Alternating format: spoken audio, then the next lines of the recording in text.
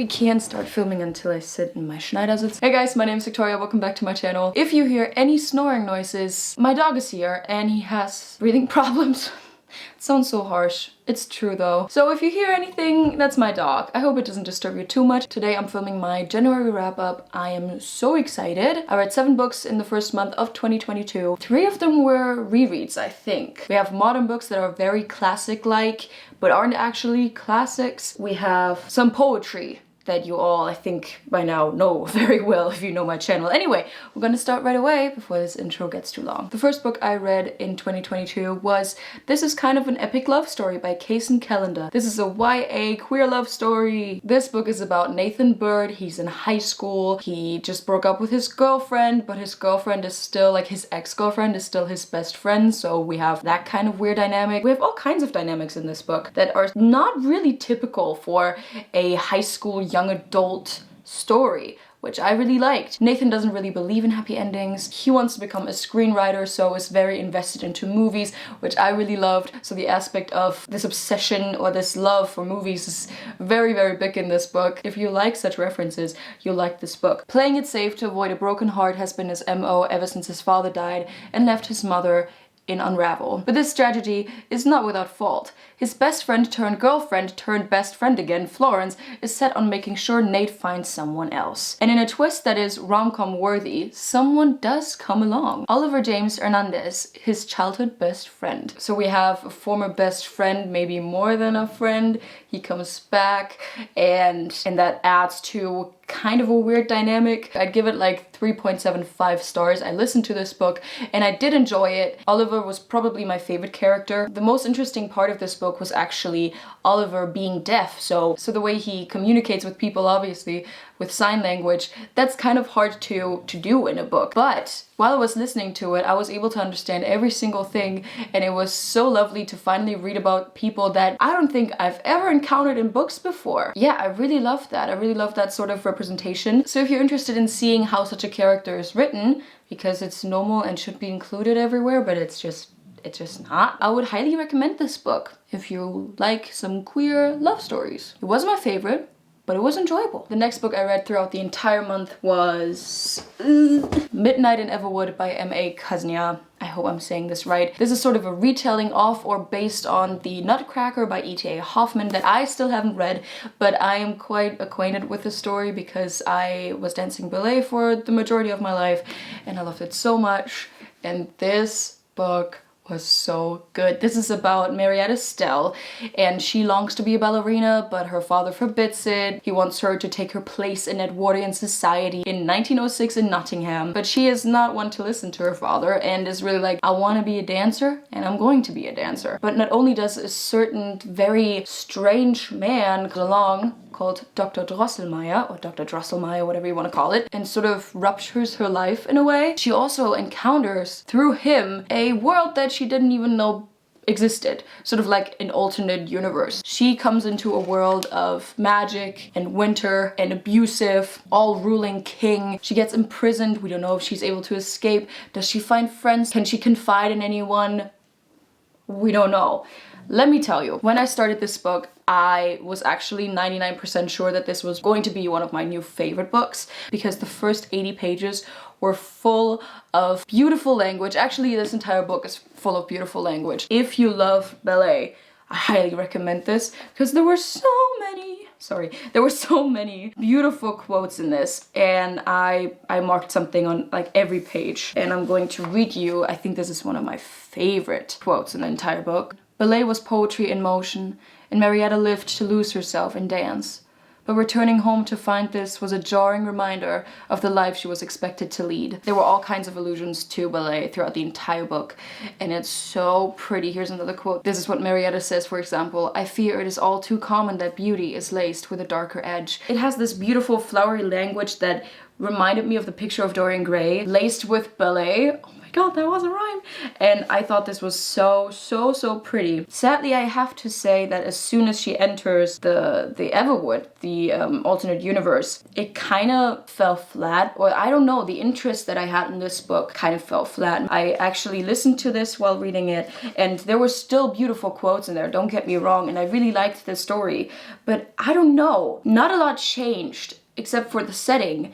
And somehow I couldn't really lose myself again in this book, which is sad because that's actually when the entire adventure kind of starts. That's why I gave this book 4.5 and not 5 stars. But it's still really pretty. If you're a fan of ballet, if you loved dancing, if you're a fan of like fairy tale, flowery poetry tellings, then read this book. It's so pretty. I love this so much. I feel like the senses, taste, smell, and touch really have a place in this book and were motivation for the author to focus on these. It has this sugary, dreamlike fantasy world that you dive in, which is absolutely beautiful, and I don't know why. I will probably read it again in December because this is a perfect Christmas book, let me tell you. Sadly, the last third of the book was kind of felt like it was a bit rushed because this did feel like a classic sometimes. Also, there were some things that I don't think the book really needed. I gotta be honest, but overall, this book was absolutely stunning. I'm gonna read you another one. Temptation was a devious creature. It whispered in her ear, played to her vanities, and slunk deep and deeper, yet until it set her heart aflame with longing. For why did she care to return to her own world for a single performance when here she might dance as if she was one of the princesses in that old story, left with ragged shoes each morn and sleeping with a secret smile on her lips. So pretty. Love the language. Highly recommend it if you love language. The next book I listened to throughout the entire month, because it was a huge book, was The Binding by Bridget Collins. I saw the cover on BookBeat and I thought this looks very pretty, and then I read the summary, which I'm going to read to you because I don't want to botch it. Emmett Farmer is working in the fields when a letter arrives, summoning him to begin an apprenticeship. He will work for a bookbinder, a vocation that arouses fear, superstition, and prejudice, but one neither he nor his parents can afford to refuse. While I was reading the summary, I was like, okay, this sounds interesting. Until I read that Emmett one day finds a book with his own name, meaning that a memory, a certain thing was taken from him that he doesn't remember. So the basis of this book is there are bookbinders in this world. Books in general are forbidden. People are scared of them. You're not allowed to sell them. You're not allowed to buy them. But there are bookbinders that can bind certain memories that you have to your book. This book gets your name, and these books are stored in a vault to never see the light of day again. Everybody kind of knows about this, but then they don't. They keep it a secret, especially from the people that have been bound, because that would be very dangerous. But as soon as these books burn or something happens to them, the people that were bound to books will receive their memories. And the concept sounded so good. I also didn't know going into this book that this would be LGBT, which was a nice thing to read. I gotta say this book was very long and I felt like it could have been half its size, to be honest. I felt like the beginning was very long until Emmett actually finds his own book. I think there are like 8 hours that go by. I can be very wrong, but it felt like an eternity until you feel like the story really starts. So it has a very long introduction in my opinion. I feel like it was worth it. I felt like this book was very well written. But again, I feel like it could have been way shorter and way more exciting that way, because towards the end there were scenes where I thought, oh my god, holy shit, this is getting really exciting. Didn't expect that, because it felt like a classic, really. I highly recommend this to people who really like language and who really like classics, but can't stand that classics most of the time do not have any LGBT content, except for Picture of Dorian Gray or Morris. But anyway, I gave this book 3.5 stars. Let's continue with the next. The next book I read involuntarily, actually, for the second time, was Normal People by Sally Rooney. Read this for the first time in November, and you know this if you watched my latest vlogs. I had to read this for class in November. We talked about it, and then I had to read it again. For my assignment, we were supposed to write a critical essay, which, by the way, my first. I still don't know if I succeeded in writing one. About one specific topic that is included in the book. So I marked a bunch of stuff, as you can see. This was my first time actually annotating and really going through a book with that certain view. and it was so exciting. I'm studying Anglistic at the LMU, so English with its literature and linguistical aspect. And in the beginning I was a bit worried that I was not going to be able to go through a book, maybe even more than once, and actually find things, but it was so much fun. When I realized that I had to read it again because I didn't want to write an essay that didn't have well-searched or researched sources, I was like, that sucks. Because honestly, I didn't mind reading it again because I did like it the first time around, but it hasn't even been 3 months. I was like, you know when you remember stuff very well from a book, but you can't remember it in detail to know what exactly you're supposed to write about? That was the case with this, but I'm so glad that I read it again. So glad. This was probably my highlight of January because I liked it so much more the second time around. Actually going through it and finding things for the categories that I needed was so much fun. And then writing the critical essay, actually, which I dreaded, was also so much fun. And after that experience, I wished that I liked books in school, in high school, because my life would have been so much easier. But yeah, this was amazing the second time around. If you didn't know, this is about Connell and Marianne. They have a very complicated relationship. They start this very intimate sexual relationship with each other, realize that they are romantically attracted to one another, and then things just go south. And it was very fun to see and write about the way that their mental health, which I focused on, really declines when they're not with each other, but also when they are with each other. So the question I asked in my essay was, are they even good for one another? And that was so interesting to find out and to see. The subtle remarks that you find when reading a book for a paper is so fun. This story spans, I think it starts in 2011 and it ends in 2015, so around like 4 years. And you see them going through high school and then going to college, going to university. I think towards the end they actually graduate, and that is so interesting to see, especially if you're a student yourself. And I did not think that I would be a fan of Sally Rooney's writing, but I am. I definitely am now. Very glad that I got to read it for the second time. I gave this, for the second time around, 5 stars. Yay!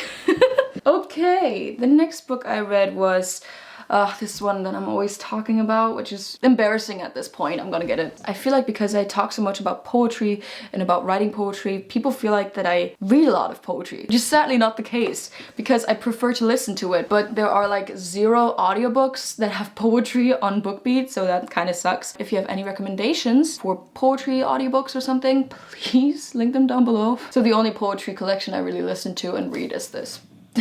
A book that I have read, I don't even know how many times, 5 times, but I was listening to it very consciously or very attentively in January because I wasn't doing very well, especially in the first week. You know, seasonal depression kind of walked in. She didn't knock, didn't let me know that she was coming, and kind of surprised me. I wasn't writing that much and I was going on walks, and every time I started listening to a different audiobook or started listening to music, I was so tired of it, I couldn't listen to it.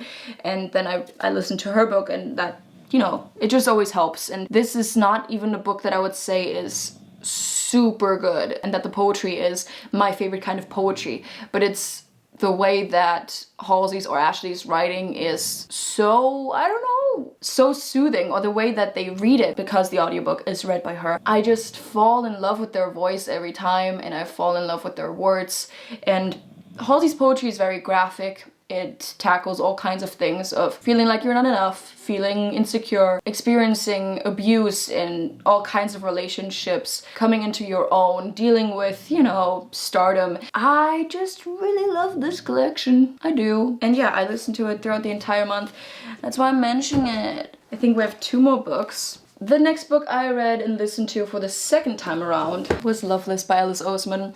This is a book that I talked so much about. It's about Georgia. Georgia has never been in love and wants to experience that going into university, but she realizes that she is actually really scared of certain things, like being in a situation where you actually get to kiss someone, or even thinking about more is so panic triggering, and they totally frighten her, and she's like, why can't I be normal? Why can't I just fall in love with people? And she encounters new people, she encounters new friends, she encounters new sexuality through a certain group on campus, and she encounters asexuality and being aromantic, and she's like, what is that? No one's ever heard of that. And people explain it to her, and she's like, oh, oh, holy shit, that's what I am. With that revelation, all kinds of things, all kinds of feelings erupt, because it's not only about, oh my god, I finally have a name for this thing that I've always been so weirded out by. I'm weirded out by myself and I don't know what's wrong with me,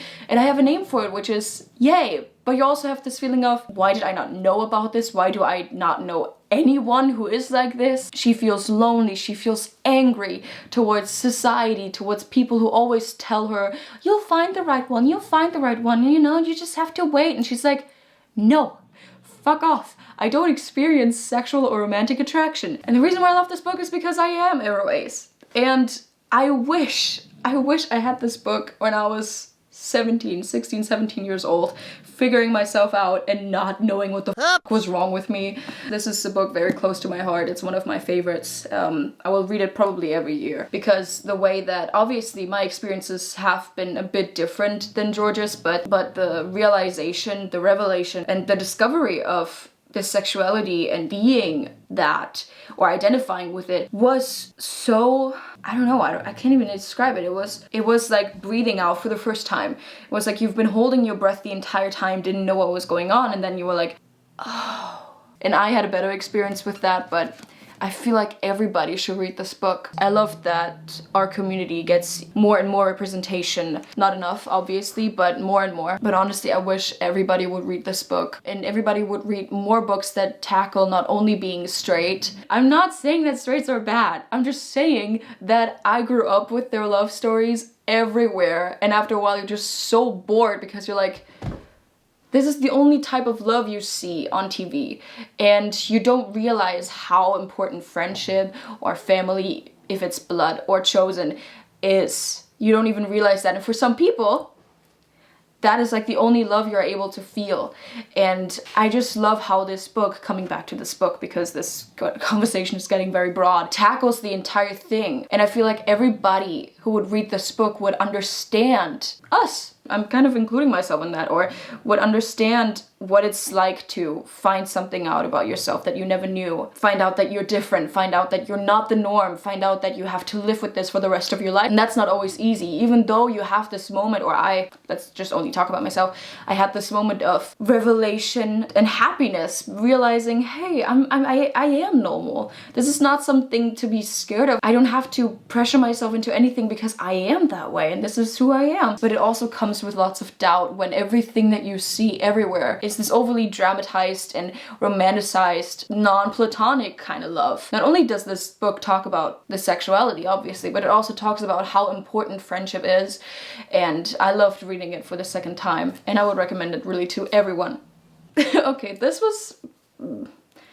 Anyway, let's continue with the last book. The last book is a play that I read for school.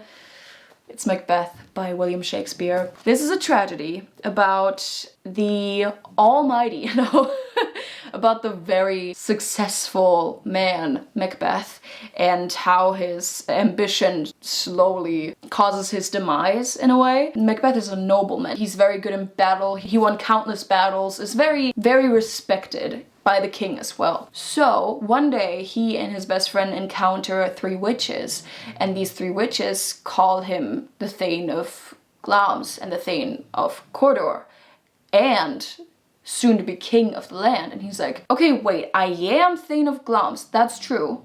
By the way, if I'm saying anything wrong, this is Scotland, I have no idea. But I am not Thane of Cawdor yet, and I'm also not king, so... How do you know that? Soon after he encounters these witches, he actually is able to claim the title Thane of Cawdor, and now he's like, so they were right. So I'm going to be king. And instead of waiting like every normal person, he's like, okay, so how do I kill the king? I don't want to spoil too much, but after committing his first murder, Macbeth turns into a monster, and this was fantastic. I loved watching this. As always, I read the play while I'm watching the play on screen, and it was so good. Oh my god, it was so good. I haven't watched a lot of Shakespeare's plays, but from the book, from the story, my 3 favorites are Romeo and Juliet, A Midsummer Night's Dream, and Macbeth. Macbeth was absolutely fantastic. That wasn't the first time I watched this performance and was like, I want to be on stage. But this was the first time where I was like, I need to one day play in a Shakespeare play, because it was so good. I'm a huge fan of Shakespeare's writing. I know it's hard, but I love it so much, and I love discussing it in class. I have my last literature class on Monday, well, the introduction. I'm only my first semester, but I'm so excited to talk more about Macbeth, and it's so cool. It's so much fun to just read and learn about Shakespeare, because even though obviously I'm not agreeing with everything that he did, especially because a lot of his plays have very misogynistic aspects, including this book as well. But how he founded and coined so many sayings that we now say, that we now have in our daily usage of language is so cool. I love this so much, and I'm such a nerd. And yeah, I can't wait to read and learn more about Shakespeare. I want to be a complete Shakespeare nerd. That's what I want to be. My favorite part of the entire play was Lady Macbeth. So good. So good. I did not think that I would like it this much, because I actually prefer like comedies like Twelfth Night, or as I said, A Midsummer Night's Dream, because I love when Shakespeare writes comedy, but this was so good. It was so good. Yeah, The Three Witches are absolutely iconic. The play with language, the play with symbolism is just my poetry heart. Whew, I'm not going to start crying talking about Shakespeare. I'm not that kind of person. Anyway, it's so much fun. Watching it is so much fun in itself, and then you're talking about it in class, and you're like, oh my god, what the hell? As I am, I always get so insecure about saying I am a poet, but when I write, I love putting little things in writing, especially because I write poetry. It's so much fun to include very little things that you wouldn't see on the first glance, that you wouldn't see when you read it the first time. I recently read a poem that I wrote to my sisters and my mom. I was reading it and they loved it and they liked it, which is very nice, but I then explained some things and they were like, how do you put that into, like, how? And it's so much fun, because when I was in school, I always thought that all the predictions that I made, all the interpretations that we had in class, that we discussed, were so far-fetched, and I was like, they never thought about this. And now, as I am writing myself, it's so cool. And as a writer, and as a writer of poetry, I get so intimidated by so many people's writing, especially Shakespeare's, because obviously I'm not comparing myself with Shakespeare ever, but the motivation that I get and the inspiration that I get when I watch a Shakespeare play or something and just see the little details that he put in there, and how my mind is slowly adjusting to that, how my mind is able to see something so fast now, instead of just reading it and not being able to find anything. Obviously, I'm not able to find everything at first glance. I'm really not the best at analyzing a poem, but the more you do it and the more I write myself, it gets so much easier, and you just see things immediately, and that is so much fun. That is my favorite part. I also watched an amazing production. I always post it on my Instagram. I watched the productions or the performances. Most of the time I watch the Go performances on Drama Online. You need a subscription for that though, and I don't know, but I think it's free for students if you have a certain code. So for me, my professors immediately put the link in there, and then when I click it, I come across a site where I need to like put my data in, that I am a student, my student data, and then I'm immediately able to watch these plays for free. So if you're a student, you might want to try that if you're interested in watching plays. It is so worth it. It is so good, especially if you read Shakespeare, especially when you read it in high school. I highly recommend it. If you have the opportunity to watch a Shakespeare play, to watch the Shakespeare play that you're currently reading in high school, please watch it. Please watch it. You are able to understand it much, much faster. The first thing that you hear in high school when you know, okay, we're going to discuss Shakespeare, I know not everybody does it as thoroughly as, for example, we did, because I had English as an A-level, but first thing that you hear is, you're not able to understand him. And honestly, I think it's a lot for high school people to understand a Shakespeare play, but as soon as you watch it, you realize that it's not made to be read, it's made to be watched. It's written to be seen and performed, and it's so good. I'm sorry, it's just so good. I love this so much. Anyway, yeah, this was it. Sorry, this was just me gushing about Shakespeare for like 10 minutes. Yeah, this was it. This was the video. These were all the books that I read, and my highlights were Normal People, and Macbeth. Let me know what you read last month and let me know what you're going to read in February. It's Black History Month, so I hope to read lots of books by Black authors. If you have any great recommendations, please let me know. Let me know what your book highlight was recently. Yeah. This was it. Wow, talking about Shakespeare just made me really happy. Okay, anyway, I need to stop. I hope you liked this video, and if you did, please give me a thumbs up and comment down below what you would like to see next. Subscribe to this channel if you haven't yet, and don't forget to click the little bell next to the subscription button to never miss an upload. We're so close to 900, and if you know anyone who likes booktube or whatever, maybe share my channel. Tell your friends. All my social media is linked down below if you're interested in some parts of my poetry, because I post little snippets of it on my poetry account. My dog is snoring very loudly. You can follow me there. And yeah, I think this is it. Okay. Thank you so much for watching, guys. I hope you have a wonderful day, and I'll hopefully see you in my next video. Bye! Filming my January. I hate that word. Du bist aber ganz schön laut, ne? Mir egal. Ich schlafe einfach weiter. Under the surface. Right? Yeah. But this strategy. I can't say just strategy. I have a hair on my lips. Okay. Mir reibt die Fresse. Oh, meine Fresse.